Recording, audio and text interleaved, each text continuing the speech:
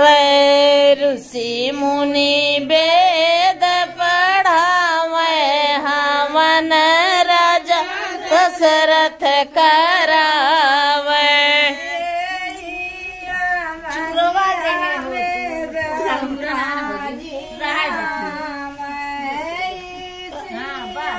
पंजवा में ब्रह्मा जी आवे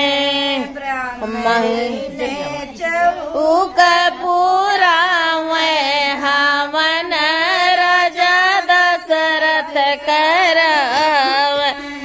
ब्रह्मा जी वेद बढ़ावे हवन राजा दशरथ करावे।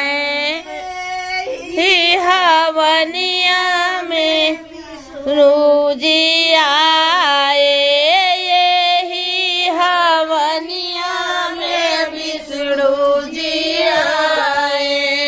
लक्ष्मी चौक पुरावे रावण राजा दशरथ करावे।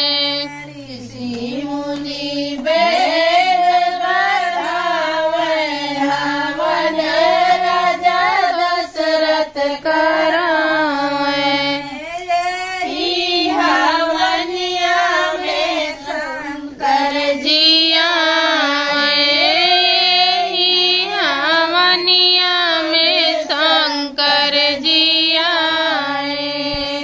पुराजी चौक पुरावे हवन राजा दशरथ करावे। ऋषि मुनि वेद बतावे हवन राजा दशरथ करावे। हवनिया में गणपति जी आए हवनिया में गणपति जी आवे।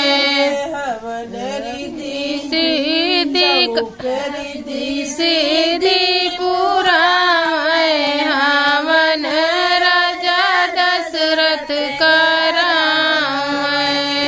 ऋषि मुनि वेद बतावे हवन राजा दशरथ करावे।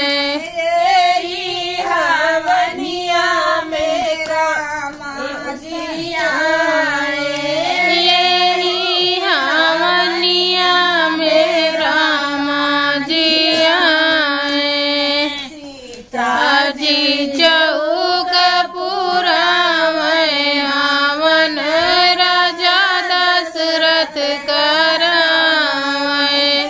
सीता जी चौक पुरावे हवन राजा दशरथ करावे।